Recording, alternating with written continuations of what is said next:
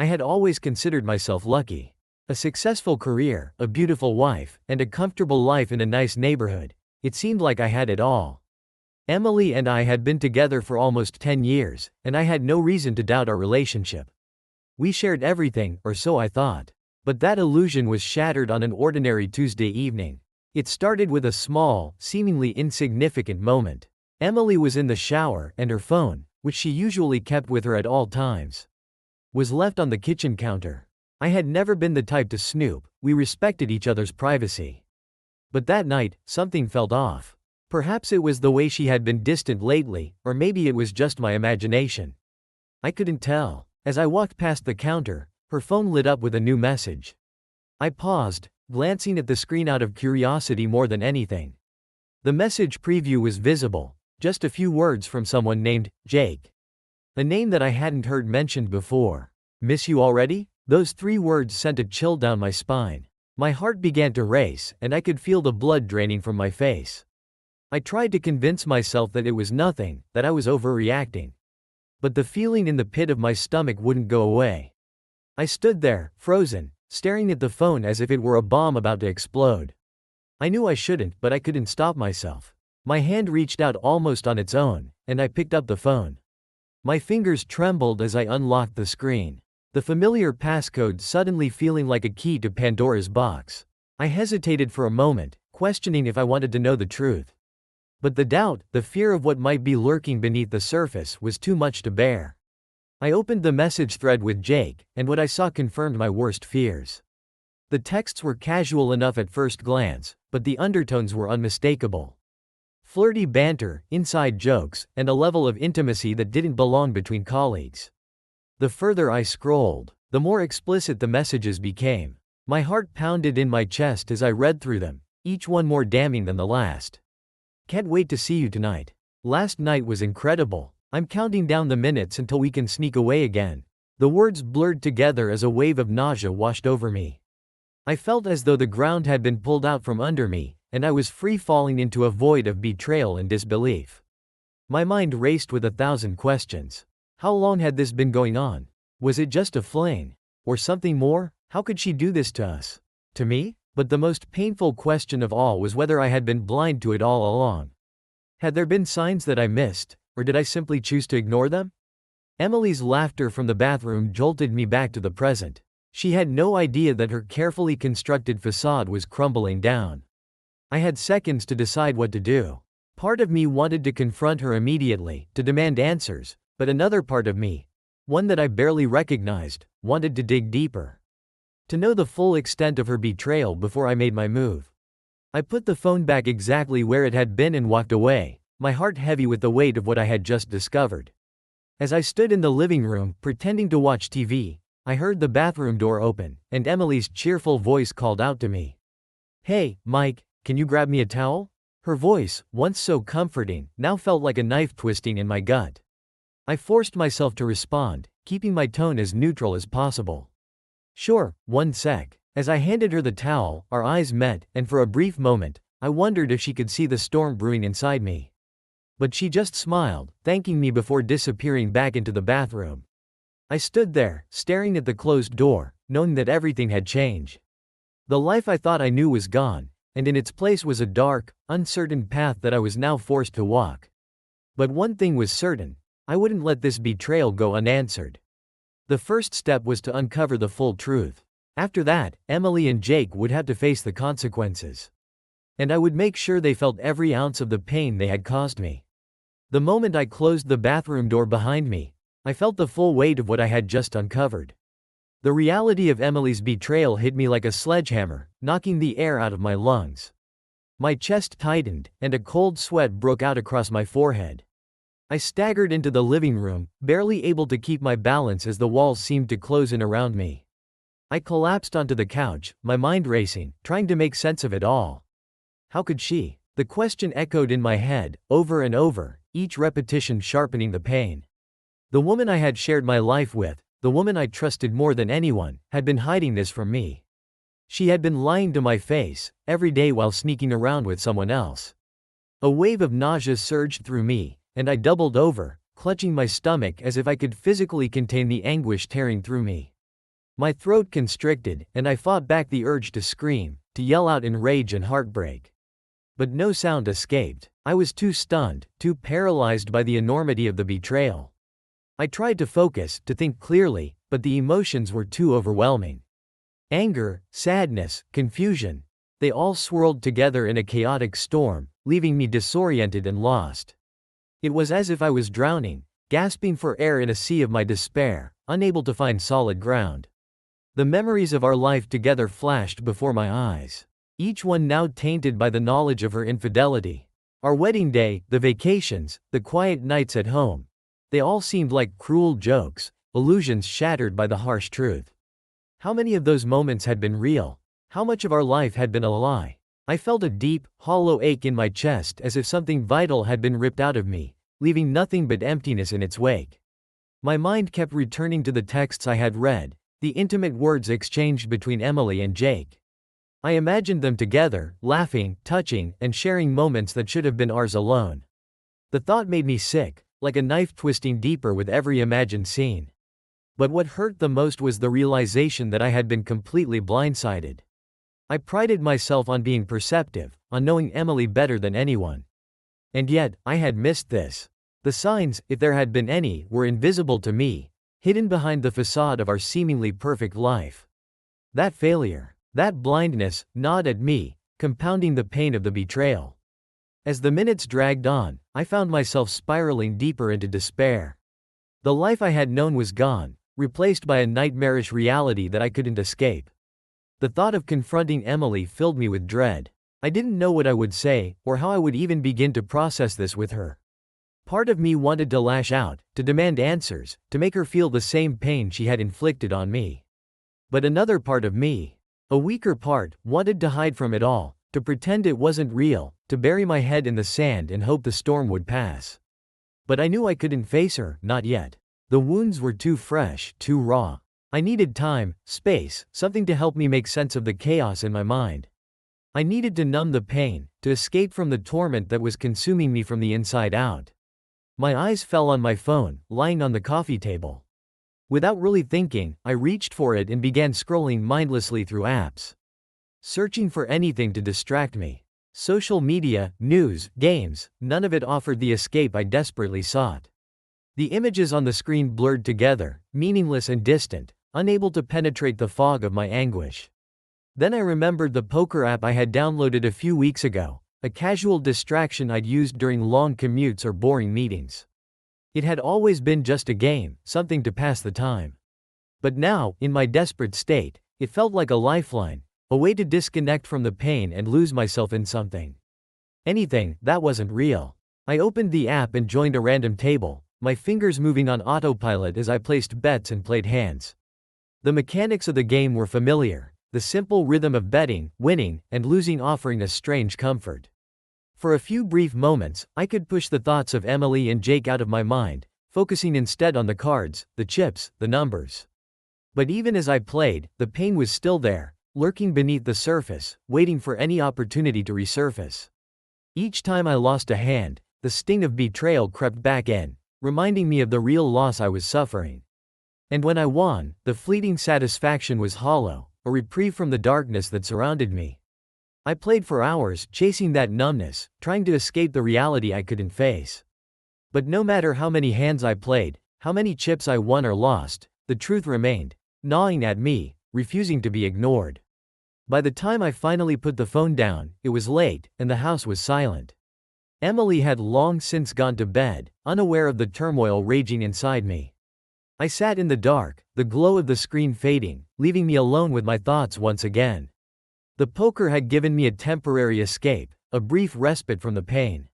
But it wasn't enough. Nothing could dull the agony of betrayal, the deep sense of loss that now defined my world. I knew that I couldn't hide from it forever. Eventually, I would have to confront Emily, face the reality of what she had done, and decide what came next. But for now, I was too broken, too lost in the shock and pain to do anything but sit there, staring into the darkness, and wonder how my life had unraveled so quickly, so completely. The days following my discovery were a blur of grief and disbelief. I moved through them in a haze, my thoughts constantly drifting back to the message I had seen, the betrayal that had upended my life. I tried to act normal around Emily, but each smile, each innocent touch, felt like a cruel mockery of what I had once believed was a perfect marriage. To escape the gnawing pain, I found myself drawn more and more into the virtual world of online poker. It started innocently enough, just a way to pass the time, to distract myself from the relentless sting of reality. But what had begun as a casual diversion quickly spiraled into an obsession. The poker app, once a minor distraction, became my refuge, my sanctuary from the turmoil that consumed me. I set up a dedicated space in my study, a dimly lit corner of the house where I could immerse myself completely in the game. I moved my old desk aside and bought a new gaming chair, one with high back support and built-in speakers to enhance the experience. I positioned my computer monitor at eye level, arranged my gaming mouse and keyboard within easy reach, and surrounded myself with snacks and energy drinks, fuel for the long hours I spent at the virtual tables. Each day, after Emily had left for work, I would retreat to my new gaming den, closing the door behind me as if to shut out the rest of the world. I spent hours logged into the poker app, playing hand after hand, chasing the fleeting high of a winning streak, or trying to recover from the crushing blow of a bad beat. The poker world became my escape, a place where I could temporarily forget the betrayal that had shattered my life. I threw myself into the game with a fervor I hadn't felt in years. The mechanics were soothingly predictable compared to the chaos of my personal life. In the game, there were rules, strategies, and outcomes that I could control. If I lost a hand, it was because of a poor decision or bad luck, not because of a personal betrayal. The stakes were high, but they were manageable, unlike the emotional stakes of my real life. I started playing in higher stakes games, drawn by the adrenaline and the chance to win bigger pots. The thrill of a big win, the rush of a successful bluff, provided a temporary escape from the emotional void I felt. But as the hours stretched into days, and the days into weeks, I found myself sinking deeper into the game. My losses mounted, and I began to gamble with more than just my money. I gambled with my time, my sanity, and my relationships. The poker tables became a place where I could lose myself, where the real world and its painful realities faded into the background. I stopped caring about the outside world, about Emily, about the house, about anything beyond the glowing screen in front of me. I let the poker world consume me, its bright lights and animated chips providing a false sense of excitement and control. One night, I found myself in a particularly intense game. My chips were dwindling, and I was locked in a high-stakes showdown with an opponent who seemed to read my every move. My palms were slick with sweat, my pulse racing as I faced the final decision. The room around me seemed to fade away, leaving only the game and the noise of the virtual crowd. With a deep breath, I pushed my remaining chips into the pot, all in. The rush of adrenaline was almost intoxicating, a momentary escape from the crushing weight of my reality. The dealer revealed the final cards, and for a moment, everything hung in the balance. I won the hand, a small victory in the grand scheme of things, but one that felt monumental at the time. As the game ended and the virtual chips were counted, I leaned back in my chair, feeling a brief sense of triumph. But as the screen faded to black and the room fell silent, the euphoria quickly dissipated, leaving me with the same hollow feeling I had tried so hard to escape. The victory at the poker table was nothing more than a temporary distraction. A fleeting illusion of control in a world where I felt powerless. The nights became longer as I continued to immerse myself in the game, hoping that each new session would provide the escape I so desperately needed. I lost track of time, neglecting the things I once held dear. My eating habits deteriorated, my sleep was irregular, and my physical health began to decline. But none of that mattered as long as I could lose myself in the game. Emily occasionally knocked on the door, asking if I was okay or if I wanted to talk. But I brushed her off with vague excuses. I couldn't bear to confront her, not yet, and I certainly couldn't bear the thought of her seeing me like this, broken and consumed by a digital obsession. In the end, the online poker world became a double-edged sword. It provided a temporary refuge from the pain, but it also became a new source of distress. The losses piled up, the stakes grew higher, and the line between reality and escape blurred. I was trapped in a cycle of gambling away my time, my money, and my peace of mind, hoping that somewhere in the noise and the chaos of the virtual world, I could find a way to forget the very real heartbreak that awaited me when I finally turned off the computer and faced the world outside. Amid my increasingly obsessive poker sessions, I found solace in the anonymity of the online gaming world. The isolation of my study, combined with the dim glow of the monitor, created a sanctuary where I could momentarily escape the crushing weight of my real life. But it was during one of these late-night games that I stumbled upon an unexpected connection. I had been playing in a high-stakes tournament, my chips dwindling and my focus narrowing, when I encountered a player named Greg. At first, he seemed like any other opponent, strategic, sometimes ruthless, but nothing more. However, there was something different about him. He wasn't just playing the game, he was engaged, communicative, and oddly open about his frustrations. It started with a casual chat during a hand. Greg had made a bold bet, and as I pondered my response, I noticed his message flashing on the screen. Another risky move. Sometimes I wonder if it's worth it. I hesitated for a moment before responding. Seems like you're used to taking risks. I'm just trying to stay afloat here. Greg's reply was immediate. Aren't we all? Sometimes I wish I could gamble on something other than these cards. Our conversation quickly shifted from poker strategies to personal matters. Greg was surprisingly candid about his struggles, sharing snippets of his life that seemed too real for the usual poker chat. It wasn't long before the conversation veered into more intimate territory. I used to think I had it all, Greg typed, but then I found out my wife was cheating on me. The confession hit me like a punch to the gut. My heart raced as I read his words. I wasn't alone in this suffering, someone else was experiencing a similar betrayal.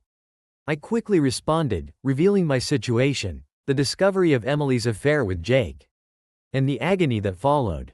To my surprise, Greg was empathetic and understanding. We spent hours discussing our situations, our mutual sense of betrayal serving as a strange bond between us.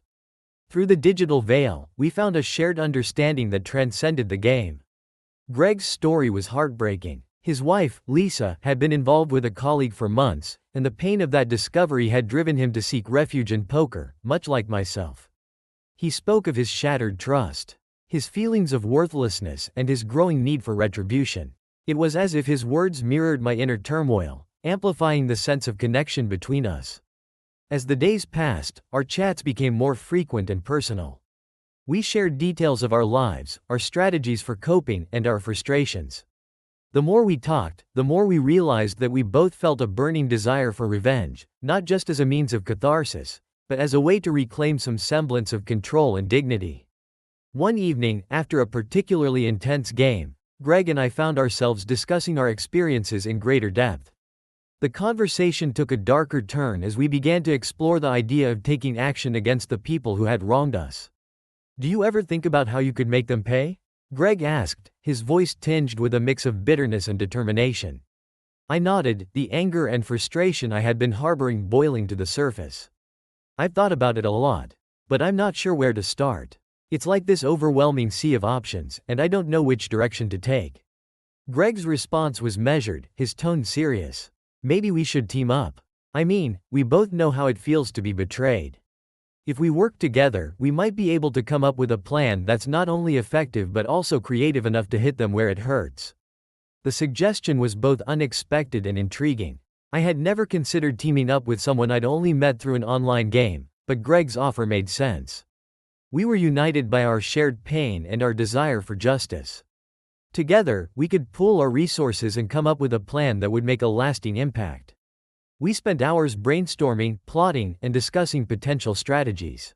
Our plan had to be both cunning and impactful, something that would not only make our betrayers face the consequences of their actions but also force them to truly understand the depth of the hurt they had caused. The idea took shape as we outlined our approach. Greg would focus on undermining Emily's career, exposing her affair in ways that would affect her professional reputation. Meanwhile, I would work on dismantling Jake's standing within his company, using the information I had gathered to leverage his downfall. We talked about the specifics, gathering evidence, setting traps, and timing our actions to maximize their impact. The plan was intricate, designed to hit both Emily and Jake where it would hurt the most, professionally and personally. As we mapped out our revenge, I felt a strange mix of excitement and dread. The thought of finally making them pay for their betrayal was both thrilling and terrifying. Greg and I had found a shared purpose, a way to channel our pain into something actionable. But with each new detail of our plan, the weight of the consequences became more apparent. By the end of our conversation, we had a clear strategy in place and a sense of resolve that had been missing from both of our lives. We were ready to take the next steps, to turn our shared anguish into a plan of retribution that would make our betrayers truly understand the cost of their actions. The plan was set in motion, and both Greg and I were fully committed to seeing it through. Our collaboration had given us a renewed sense of purpose and, if nothing else, a way to channel our shared pain into something tangible. The moment had arrived to put our revenge into action, and we had each chosen our respective battlegrounds. Greg would target Emily's professional reputation, while I would focus on Jake's downfall. Greg was meticulous in his approach. Using his connections within the marketing community, he began to subtly spread rumors about Emily's unethical business practices. He knew that to make the rumors believable, they had to be rooted in some semblance of truth, even if it was exaggerated. One evening, Greg sent me an update. "I've got a few influential people in the industry talking. The whispers are gaining traction. I've made sure to paint Emily as someone who manipulates data and undercuts her competitors to get ahead. It's just enough to make people question her integrity." Greg had started with a series of carefully crafted emails, designed to look like anonymous tips sent to industry insiders. He included just enough evidence to make the accusations plausible but vague enough that they couldn't be easily disproved. The emails hinted at unethical behavior, irregularities in financial reports, and questionable client interactions. Next, Greg leveraged social media platforms to further amplify the whispers. He created fake accounts and shared posts that implied Emily's questionable practices without directly naming her. Instead, he used vague references and half-truths that could easily be linked back to her. The goal was to create an atmosphere of suspicion and distrust around Emily, planting seeds of doubt that would grow into a full-blown scandal. As days went by, the rumors began to swirl. Greg kept me updated with screenshots of online discussions and reports of people starting to question Emily's credibility. It wasn't long before the gossip reached the upper echelons of the marketing community, and Emily's once stellar reputation began to suffer. Meanwhile, I was deep into my strategy, focusing on Jake's downfall. My approach was less about subtlety and more about direct exposure. I had managed to gain access to Jake's emails through a backdoor entry I had set up. It was a risky move, but it had paid off. I spent hours poring over the messages, carefully selecting ones that were both damning and incriminating. These were emails that revealed not only the affair but also Jake's attempts to manipulate business deals and leverage his position for personal gain. The correspondence painted him as a schemer, someone who used his professional influence to benefit personally, all while betraying the trust of his colleagues. After compiling the most damaging evidence, I crafted a detailed report. I made sure it was professional and convincing, with clear timestamps, screenshots, and a narrative that tied everything together. The report was designed to look like a whistleblower's exposé, complete with references to company policies and ethical guidelines that Jake had violated. With the report in hand, I sent it to the senior management team at Jake's company. I used an anonymous email account to ensure that my identity remained concealed. The email included a brief but compelling introduction, highlighting the importance of the attached document and urging them to investigate the serious allegations against Jake. The response from the company was swift. Within a few days, I began hearing rumors from sources close to Jake's workplace. The management had initiated an internal investigation, and Jake was placed on administrative leave pending the outcome. His colleagues and clients started to receive the same incriminating evidence, further fueling the fire. The final blow came when Jake was officially terminated from his position. The company issued a public statement about a violation of its ethical guidelines, carefully avoiding any specifics but making it clear that Jake's conduct was unacceptable. The news spread quickly, and Jake's professional reputation was left in tatters. As the revenge unfolded, I watched from a distance, a mixture of satisfaction and unease swirling within me. Greg kept me updated on the fallout from Emily's scandal. The marketing community was abuzz with gossip, and Emily's professional life was in disarray. Clients began to distance themselves, and her company's stock took a hit as the scandal gained momentum. The sense of vindication was bittersweet. Watching Emily and Jake's lives unravel was a form of justice, but it did little to ease the lingering pain in my heart. The feeling of having achieved some form of retribution was overshadowed by the realization that revenge had come at a steep price, emotional, ethical, and personal. Greg and I had accomplished what we set out to do, but the cost of our actions left us both questioning the true value of our revenge. We had made our betrayers face the consequences of their actions. But in doing so, we had also confronted the harsh reality of our own decisions and the lives we had impacted along the way. The aftermath of our revenge was a strange and unsettling period. Greg and I had both succeeded in our respective missions. Emily's professional life was in turmoil, with her reputation tarnished and her career jeopardized. Jake had been terminated from his job, his standing reduced to that of a cautionary tale within his industry. On the surface, it seemed like we had achieved our goals. But beneath that veneer of success, a different reality began to emerge. For me, the initial satisfaction of seeing Jake's downfall and Emily's struggles soon began to dissolve into something far more complex. The image of Emily, once a symbol of betrayal, now appeared in a new light. I saw her not just as a deceitful partner but as a person grappling with the harsh consequences of my actions. The news of her termination spread quickly, and it didn't take long for me to learn about the full extent of the fallout. The marketing community was merciless in its scrutiny. Emily, once a prominent figure in the industry, now faced a barrage of criticism and doubt. The company she had worked for issued a public statement distancing itself from her, further isolating her from professional circles. I heard from mutual acquaintances that Emily was struggling to find new opportunities. The rumor mill had painted her as someone who was not only unethical but also unreliable. Potential employers were wary of her tarnished reputation, and the impact on her financial stability was becoming evident. The veneer of satisfaction I had felt began to crack as I saw the human cost of my revenge. One evening, as I scrolled through news updates and social media posts about Emily's situation, I came across a photo of her sitting alone in a small, dimly lit apartment. The image was stark and raw, showing her in a moment of vulnerability that I hadn't anticipated. She looked lost, her once confident demeanor replaced by a look of despair. I couldn't shake the growing sense of guilt that accompanied this realization. My revenge, which had initially seemed so justified, now felt hollow. The image of Emily in her new, less fortunate state made me question the true cost of what we had done. It was not just about the professional consequences, it was about the personal impact and the emotional toll on a human being who had once been a significant part of my life. Greg was experiencing similar feelings of disillusionment. We continued to talk, and our conversations shifted from strategic planning to a deeper, more introspective dialogue. Greg's updates on Lisa's situation revealed a similar pattern. She was struggling to rebuild her life and facing social stigma that further compounded her difficulties. The pain and frustration we had once channeled into our revenge were now morphing into something more akin to remorse.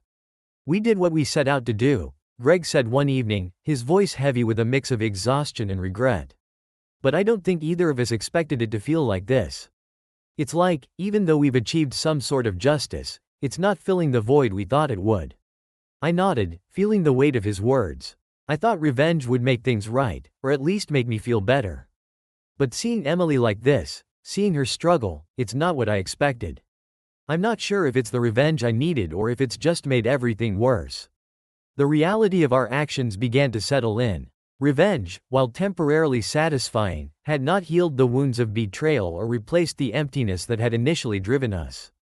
The pain and anguish that had once seemed to justify our actions were now overshadowed by a deeper, more profound sense of loss. As the days turned into weeks, I found myself grappling with the ethical implications of my actions. The satisfaction I had hoped for was elusive, replaced instead by an ongoing internal conflict. The image of Emily, struggling and alone, was a stark reminder of the personal costs of our revenge. I started to distance myself from the poker world, where the initial thrill had become a meaningless distraction. My focus shifted from the game to more introspective pursuits, trying to reconcile the feelings of guilt and remorse that had taken hold. The unexpected consequences of our revenge left us both with a sobering realization. While we had managed to make our betrayers face some form of retribution, the true impact of our actions had far surpassed what we had anticipated. The personal costs. Both emotional and ethical, were profound, and they left us questioning the true value of our pursuit of vengeance. The burden of my decisions rested on me.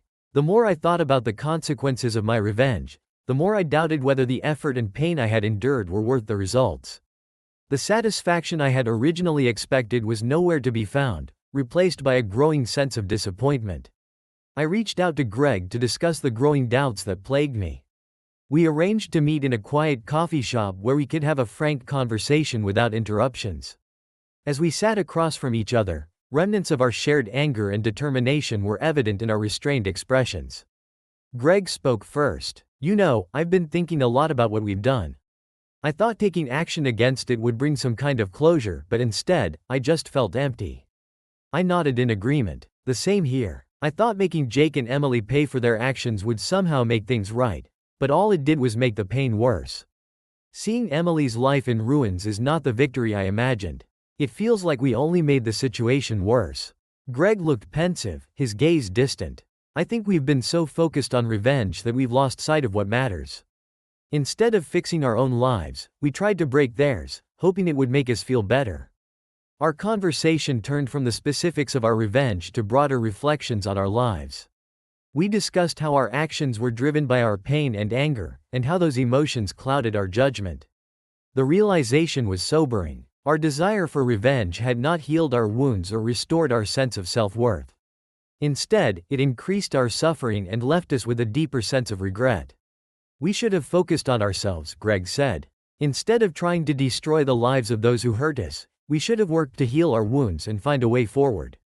We let our need for revenge consume us, and now we are left with nothing but the consequences." I wholeheartedly agree. I spent so much energy on this revenge that I neglected my healing. I realized that the real way to move forward is not through inflicting pain on others, but through confronting and overcoming your pain. When we finished our conversation, Greg and I knew it was time to let go of the past and focus on our future. The decision to move on was not easy, but it was necessary for our well-being. I made the difficult choice to end my relationship with Emily. It was a decision that had been brewing for some time, but realizing the true cost of revenge gave me the clarity I needed. I met with Emily and expressed my feelings and reasons behind my decision to divorce. The conversation was painful, but it was also a crucial step on my way to completion. After our relationship ended, I began to refocus on my career and personal life. I returned to my work, finding solace in the projects and goals that had once brought me fulfillment.